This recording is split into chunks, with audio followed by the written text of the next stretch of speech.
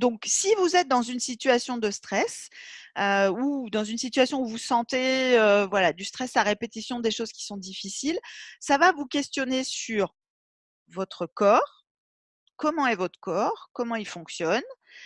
Et comme tout est lié, évidemment que le stress dégrade vos ressources corporelles, mais que du coup, le corps, c'est quand même un axe qui est important de travailler. Ça va vous questionner sur votre cerveau, c'est-à-dire sur la manière dont vous répondez à certaines situations, notamment relationnelles ou émotionnelles, mais ça va aussi vous questionner sur votre contexte.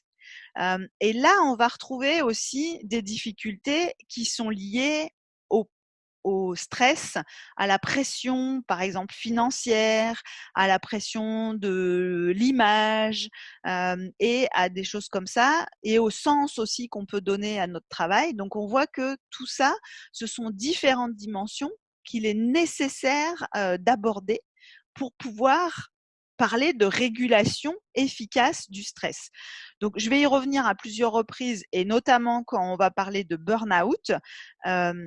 Le stress n'est pas uniquement une problématique individuelle.